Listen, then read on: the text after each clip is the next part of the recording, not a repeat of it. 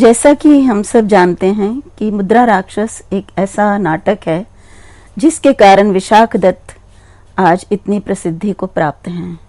यही संभवतः एकमात्र ऐसा नाटक है जिसमें प्रमुख रूप से राजनीतिक और ऐतिहासिक विषय को बनाकर रचना की गई है।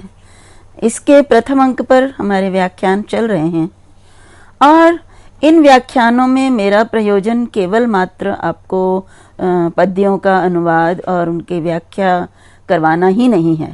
ये हमें ग्रंथों में प्राप्त हो जाता है, विभिन्न टीकाओं में प्राप्त हो जाता है, परंतु उन टीकाओं के आधार पर उनमें से जो तथ्य निकल कर आते हैं, कुछ विशेष बातें जो कि उस नाटककार के लिए या उनके नाटक के लिए जो उपयोगी होती हैं और जिनका विश्लेषण अनिवार्य होता है, उनका भी बताना, उनके विषय में भी जानकारी देना, ये मेरा प्रयास रहता है। और जितना हम इन विषयों को गहनता से अध्ययन करते हैं, उतना ही इसमें से बहुत अधिक ज्ञानवर्धक तथ्य निकल कर आते हैं। तो इस नाटक के अगले पद्यों पर आने से पूर्व मैं आपको इसकी ऐतिहासिकता के विषय में थोड़ा सा बताना चाहूंगी, क्योंकि ये इतिहास की दृष्टि से अनेक इतिहासकारों ने इस नाटक के संदर्भ दिए हैं। इन नाटक को प्रमाण रूप में प्रस्तुत करके इतिहास के विषय में हमें जानकारी दी है। तो इसलिए मैं थोड़ा सा इसकी ऐतिहासिकता पर जाना चाहूंगी, क्योंकि इसमें नंदवंश और चंद्रगुप्त का जो मौर्य वंश है, इन दोनों पर ही प्रकाश हमें प्राप्त होता है।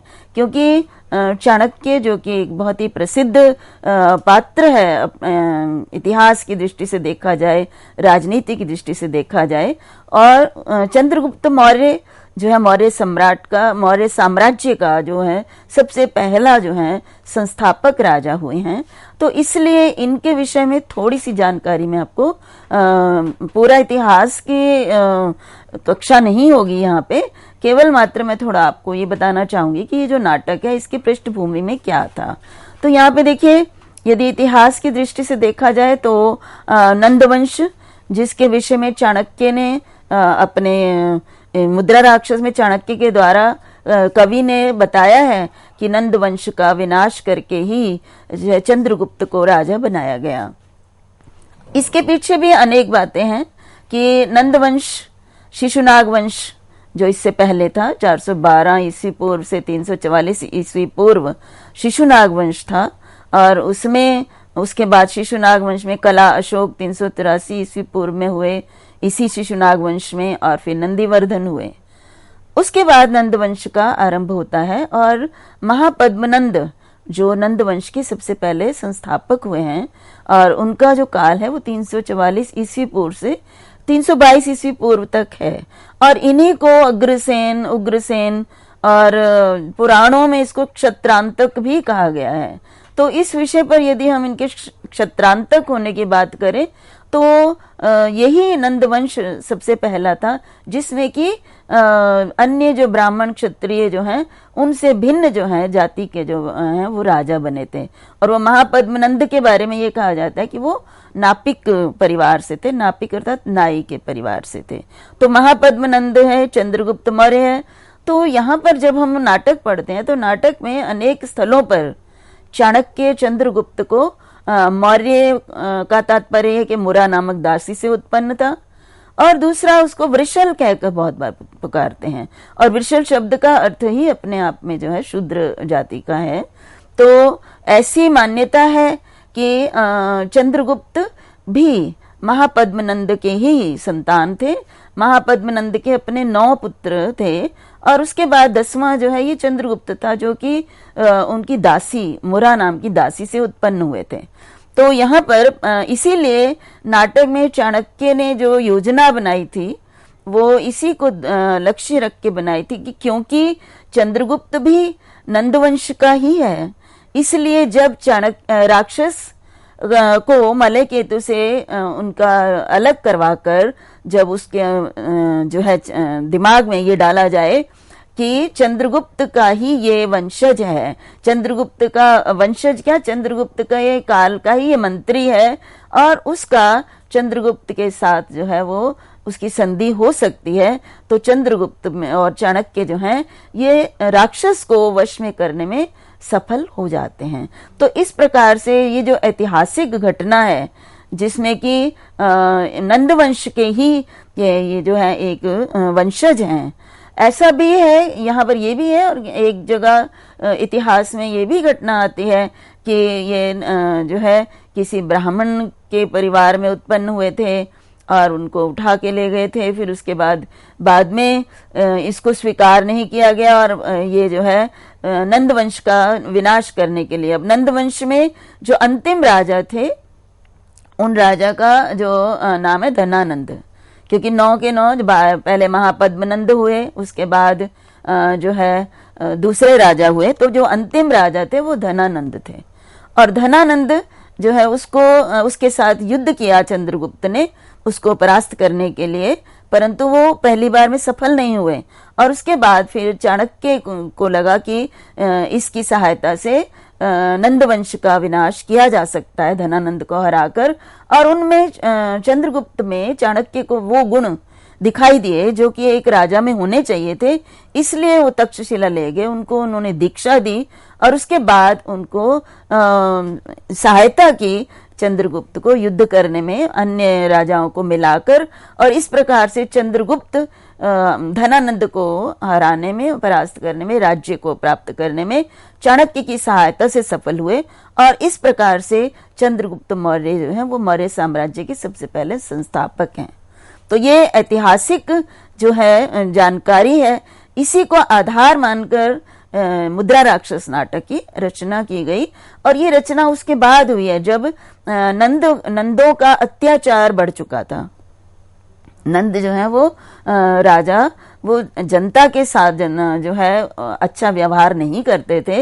यही कारण है कि कई पद्यों में चाणक्य जब नंदवंश की बात करते हैं तो उन्होंने पद्यों में बताया है, पद्यों के माध्यम से कवि ने चाणक्य के द्वारा ये बताया है कि किस प्रकार से मंत्रियों के देखते हुए मंत्री कुछ बोल नहीं पाते थे, चाहे राजा अच्छा करे गलत करे, मंत्री जो है किसी प्रकार की भी आवाज नहीं उठा सकते थे, लेकिन मन ही मन वो अत्यंत दुखी थे।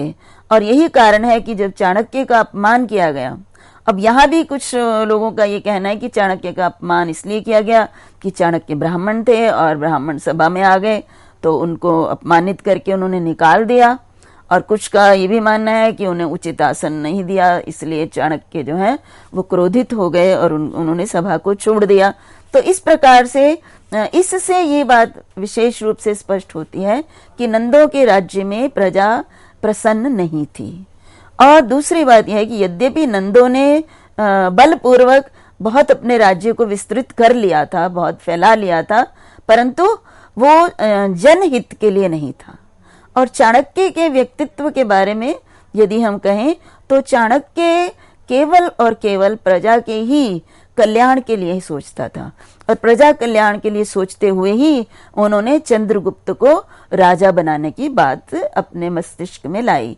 और चंद्रगुप्त को राजा इसलिए बनाना चाहते थे ताकि जनता जिस आतंक से पीड़ित है, दुखी है, उस जनता को एक प्रकार से संतोष प्राप्त हो सके, सुख प्राप्त हो सके। तो चंद्रगुप्त को राजा बनाने के बाद चाणक्य ने फिर पुनः क्यों सोचा राक्षस को मंत्री बनाने का? यद्यपि राक्षस नंदों का स्वामी भक्त था और नंदों की ही सेवा में वो रत था, तो क्यों स्वीकार करेगा वो चंद्रगुप्त का मंत्री बनना? और देखिए, यदि देखा जाए तो कोई भी ये नहीं चाहेगा कि शत्रु का जो मंत्री है वो उनके राज्य में मंत्री बन जाए। ऐसा करने से बहुत बड़ी हानि भी हो सकती है, परंतु चाणक्य जानते थे कि राक्षस स्वामी भक्त है, राक्षस में सारे गुण है, बुद्धिमान है और उसमें वे सारे गुण हैं जो एक मंत्री में होने चाहिए। तो उसको बलपूर्वक उसने चंद्रगुप्त का मंत्री बनाना नहीं चाहा। उसने अपनी नीतियों के माध्यम से, अपने राजनीतिक प्रपंचों के माध्यम से, योजनाओं के माध्यम से राक्षस को बाध्य कर दिया कि वो चंद्रगुप्त का मंत्री बनना स्वीकार कर दे। क्योंकि जब व्यक्ति स्वयं स्वीकार कर लेता है तो वो व्यक्ति जो है किसी प्रकार से भी धोखा नहीं देता। तो इससे एक बात ये भी सिद्ध होती है कि चाणक्य के दृष्टि में शत्रु मित्र इसका कोई महत्व नहीं है। जिस व्यक्ति में गुण होते हैं, जो गुणवान होता है, उसकी सहायता ली जा सकती है, भले ही क्यों वो शत्रु से क्यों ना हो। तो इस प्रकार से इन्हीं आधारों पर चाणक्य ने योजनाएं बनाई चंद्रगुप्त का मंत्री राक्षस को बनाने के लिए। तो मैं आपके सामने बता रही थी कि नंद वंश का जो अंतिम राजा धनानंद था, उसने जब आतंक अपने राष्ट्र में, अपने राज्य में आतंक मचाना शुरू कर दिया, तो चाणक्य को ये उचित नहीं लगा। वो तक्षशिला से आए मगध पाटलिपुत्र में, और वहां पर उन्होंने ये अपमानित होने के बाद ये निश्चय कर लिया कि इस राज्य की उन्नति इसी में है कि इनको हटाकर चंद्रगुप्त को राजा बनाया जाए।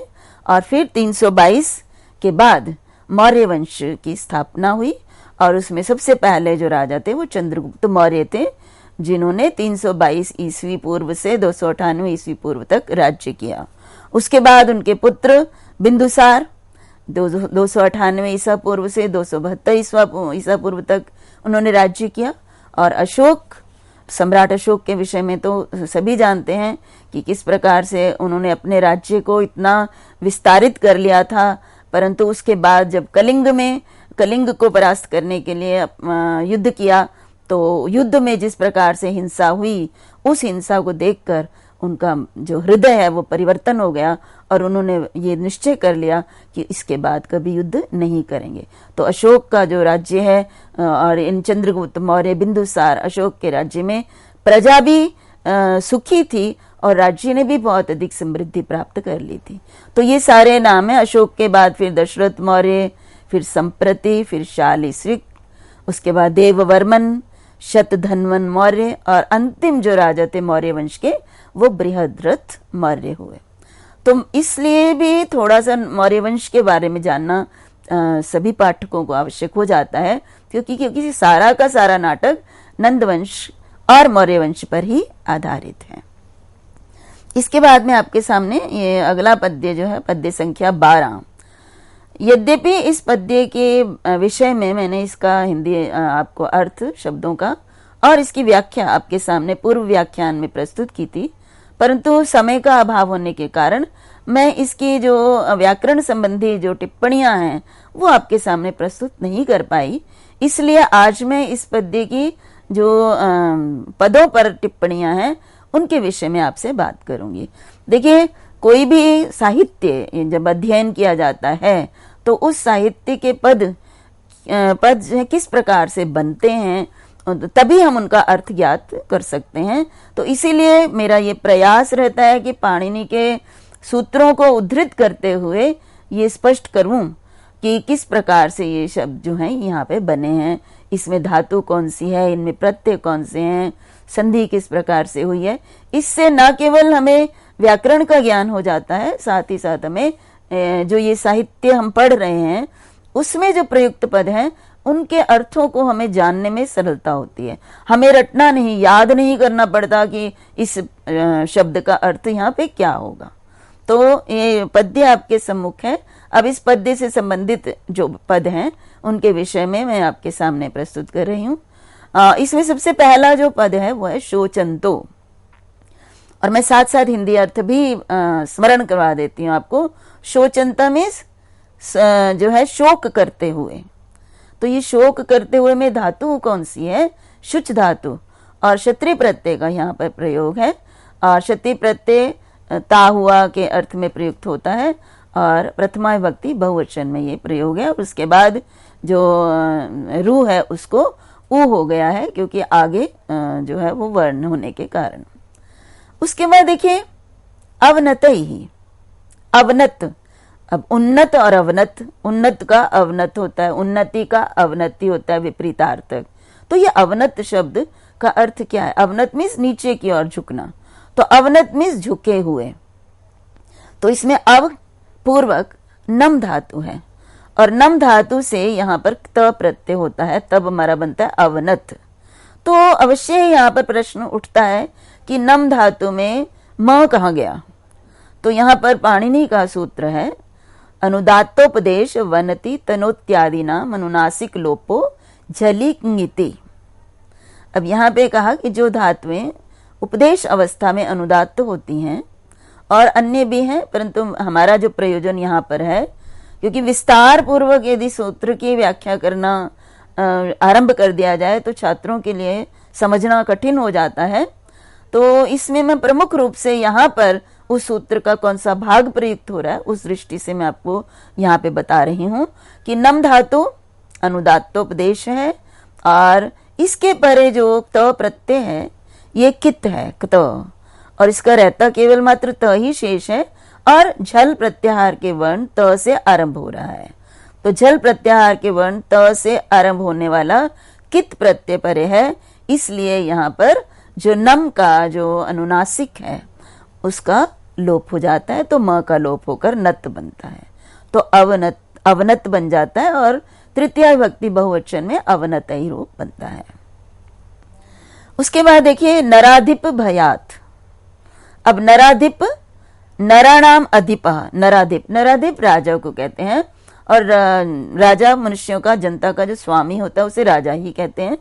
तो नराधिप नराणाम अधिपः यहाँ पर समास हुआ है षष्ठी तत्पुरुष, और उसके बाद नराधिप भयात, तो नराधिपस्य भयात, तो तस्य भयात मैंने लिखा है, तो तस्य मतलब नराधिपस्य भयात, तो यहाँ पर भी पुनः षष्ठी तत्पुरुष समास है। तो इस प्रकार से नराधिप भयात जो है ये पद समस्त पद है हमारे सामने। उसके बाद देखिए और नराधिप भयात का अर्थ है राजा के डर से। और धिक शब्द गर्भई ही, अब धिक शब्द गर्भई, इसमें तीन शब्द हैं, एक धिक शब्द या धिक इति शब्द गर्भे येषाम तैहि, ये बहुव्रीहि समास है और यहाँ पर ये विशेषण है, पद्य में मुख ही आया है तो ये मुख का विशेषण है। तो कैसे मुख? धिक शब्द गर्भई, धिक्कार का शब्द, धिक मीन्स धिक्कार, तो धिक्कार का शब्द ये शाम गर्भे, जिनके अंदर, गर्भ मीन्स अंदर, तो धिक्कार का शब्द जिनके अंदर है, तई मीन्स इस प्रकार के मुखई, मुखई की बात कही, मुख। तो जो मंत्रीगण थे, क्योंकि पद्य का अनुवाद तो हम कर चुके हैं, अर्थ भी व्याख्या भी, तो इसमें ये बताया कि मंत्री जो हैं वो, उनके मुख जो हैं वो झुके हुए थे और उनके मुखों के अंदर धिक्कार का शब्द था। तो मैंने अभी आपको पहले ही बताया है कि नंद धनानंद के राज्य में जो मंत्रीगण हैं वो भी अपने जो अभिव्यक्ति का, उनको भी जो है वो स्वतंत्रता नहीं थी और इसलिए वो जो भी किसी के साथ नाइंसाफी अन्याय होता था उसे उनको चुपचाप सहन करना पड़ता था, भले ही वो उसके अंदर धिक्कार जरूर राजा को करते थे। तो यही घटना, यही बात जो है यहाँ पर इस धिक शब्द गर्भई से प्राप्त हो रही है। इसी प्रकार से अग्रासनतः, तो अग्रे स्थितम आसनम, तो अग्रासन बनता है, ये मध्यम पद लोपी समास है। और यहाँ पे देखिए पंचमी विभक्ति के स्थान पर तस्सिल प्रत्यय हुआ है। तो अग्र आसन मतलब इसके दो अर्थ हैं। अग्रासन मीन्स सबसे आगे आसन और अग्रासन श्रेष्ठ आसन। तो हमने पहले ही देखा कि चाणक्य को उन्होंने उस जिस आसन पर वो बैठे थे और जिसके वो योग्य भी थे उस आसन से उनको उतार कर उसका अपमान किया था। तो उसी घटना की ओर संकेत किया है चाणक्य ने। उसके बाद है अवकृष्टम। अवकृष्ट, अवकृष्ट मीन्स होता है खींचे जाना, खींच कर उतारना। तो यहाँ पर अवकृष्ट किस प्रकार से बनता है? तो यहाँ अव पूर्वक कृष्ट धातु है और यहाँ पर भी त प्रत्यय है और द्वितीय विभक्ति एक वचन अवकृष्टम ये बनता है। अब यहाँ पे एक और प्रश्न है कि त प्रत्यय है तो त अवकृष्ट होना चाहिए था, तो त को ट जो है संधि की हुई है और वो संधि है ष्टुनाष्टु सूत्र के अनुसार स और तवर्ग का योग यदि श और टवर्ग के साथ होता है तो तवर्ग को टवर्ग में बदल दिया। तो यहाँ पर तवर्ग का त है उसको टवर्ग में ट में बदल दिया। तो इस प्रकार से हमारा अवकृष्ट बना और द्वितीय एक वचन में अवकृष्टम रूप बनता है। इसी प्रकार से आगे दृष्टवंतः है। दृष्ट धातु है यहाँ पे। देखिए यहाँ पूर्व में कृष धातु में शकार मूर्धन्य था, यहाँ पर शकार जो है वो तालव्य है। तो दृष्ट धातु से यहाँ तवतु प्रत्यय है। ये त और तवतु प्रत्यय बहुत ही महत्वपूर्ण है। ये क्रिया बनाने के काम आते हैं, परंतु इनके ये तिङंत नहीं होते। इनसे बने हुए जो शब्द हैं वो सुबंत बन जाते हैं। इनसे सु आदि विभक्तियां लगती हैं तो प्रातिपदिक बन जाते हैं। तो यहाँ कर्मवाच्य में जब प्रयोग होता है तो त प्रत्यय भूतकाल के लिए लगता है, और यदि कर्तृवाच्य में क्रिया प्रयोग करनी है तो वो तवतु प्रत्यय लगता है भूतकाल में। तो यहाँ पे दृष्टवंता मीन्स देखा था, तो यहाँ कर्तृवाच्य में प्रयोग है और कर्तृवाच्य में भूतकाल में तवतु प्रत्यय प्रयुक्त होता है, और इसके लिए दोनों के लिए सूत्र है निष्ठा। तो इसके बाद देखिए अब यहाँ पर एक प्रश्न है कि यहाँ पे दृष्ट कैसे बना। शकार को मूर्धन्य श और त को ट हुआ है यहाँ पे, तो सबसे पहले हमें शकार को मूर्धन्य में करना है, अन्यथा तवर्ग को टवर्ग नहीं हो पाएगा। तो हमारे पास सूत्र है पाणिनि का, व्रश्च भ्रश्च सृज मृज यज राज भ्राज छशाम शह। ये सूत्र है जिससे कि जो श है उसके स्थान पर मूर्धन्य श हो गया है। तो यहाँ पे श हुआ और उसके बाद फिर तवर्ग को टवर्ग होकर, और प्रथमा विभक्ति बहुवचन में प्रयोग है, इसलिए दृष्टवान पुल्लिंग प्रथमा और दृष्टवंतौ द्विवचन और दृष्टवंतः बहुवचन में प्रयुक्त होता है। इसी प्रकार से सान्वयम, तो सान्वयम में भी समास है और ये अविभाव समास है। अन्वयेन सहितम सा अन्वयम, सह का सा हो जाता है। इसी प्रकार से अगला है पातितम। पातितम का अर्थ होता है, अच्छा सान्वयम, अन्वय का मतलब वंश होता है कुल, तो अन्वय सहित वंश सहित। तो चाणक्य ने चंद्रगुप्त की सहायता से और अन्य जो राजाओं की सहायता से पूरे का पूरे नंद वंश का विनाश कर दिया था। तो उसके जो धनानंद के और 9 अन्य भाई थे, सभी का धनानंद सहित विनाश कर दिया था। तो इसलिए कहा अन्वयेन सहितम, अपने कुल सहित पातितम। पातितम इस गिरा दिया, नष्ट कर दिया। किसने? उखाड़ दिया, चाणक्य ने। तो पत धातु से अब पतितम और पातितम, पतितम होता है स्वयं ही कोई नष्ट हो जाए, गिर जाए, परंतु पातितम जो दूसरा कोई उखाड़ दे। तो यहाँ पे चाणक्य ने उनको नष्ट किया था, और इस अर्थ में निच प्रत्यय होता है हेतुमति च सूत्र द्वारा। तो यहाँ पे पत धातु से निच प्रत्यय, उसके बाद त प्रत्यय से पातितम बनता है, सेठ धातु है इट होने के कारण। उसके बाद देखिए अब इस पद्य में छंद की बात करें तो छंद शार्दूल विक्रीडित छंद है, और छंद जो है उसमें लय के लिए अत्यंत आवश्यक होता है, क्योंकि कविता का सौंदर्य ही उसके लय में है। तो यहाँ पे शार्दूल विक्रीडित छंद है, जिसका लक्षण है आपके सामने। सूर्याश्वैर यदि मह सजौ सतत गा। सूर्याश्व, सूर्य के 7 घोड़े, ये यति की ओर संकेत करते हैं। उसके बाद जो है वर्णों का जो क्रम है वो इस प्रकार गणों के द्वारा बताया गया है कि पहले मगण, फिर सगण, जगण, सगण, तगण, तगण और गुरु। तो ये इसके विस्तार में, मैं अलंकार के विस्तार में नहीं जाऊंगी कि किस तरह माँ के अंदर मगण में कौन कौन से वर्ण हैं। ये छंद शास्त्र में जो है सभी इसको पढ़ते हैं, जिससे कि सारे छंदों की जानकारी प्राप्त हो जाती है। इसी प्रकार से यहाँ पे अलंकार की बात करें तो यहाँ पर अलंकार है उपमा अलंकार, क्योंकि इसमें बताया है कि किस प्रकार से नंदों को इसी प्रकार से उखाड़ दिया, उनको नष्ट कर दिया, जिस प्रकार से सिंह उसको गजराज को सिंह जो है वो पर्वत शिखर से गिराता है। तो यहाँ पर तुलना है, इसलिए यहाँ पर उपमा अलंकार का प्रयोग है। इसके बाद हम आते हैं पद्य संख्या 13 पर।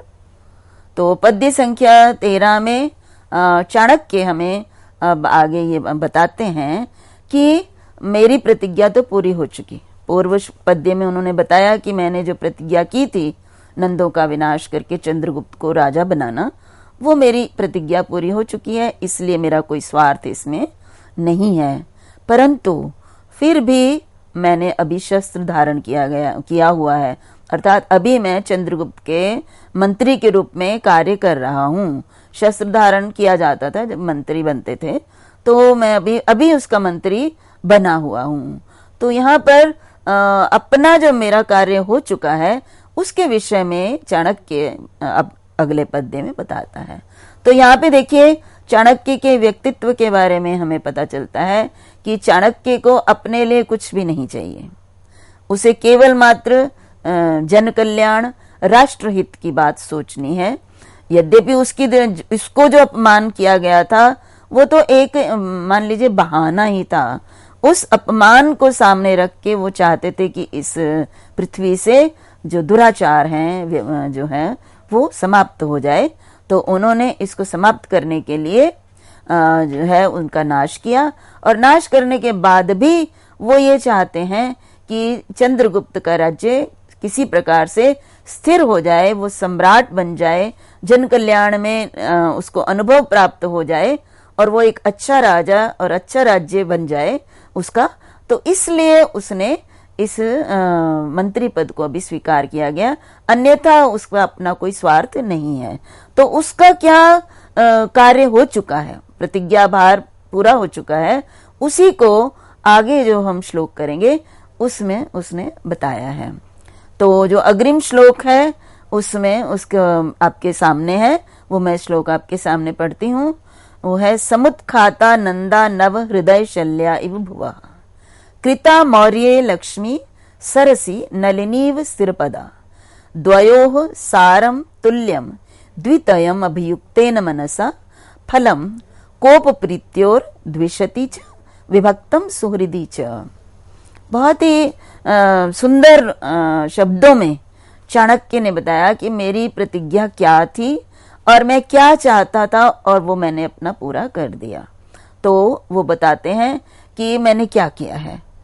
समुत्खाता नवनंदा हृदय शल्या इव भुवः, भुवः हृदय शल्या इव, भुवा मीन्स पृथ्वी के हृदय पर, शल्य, शल्य मीन्स इसको हम कांटा भी कह सकते हैं, इसको घाव भी कह सकते हैं।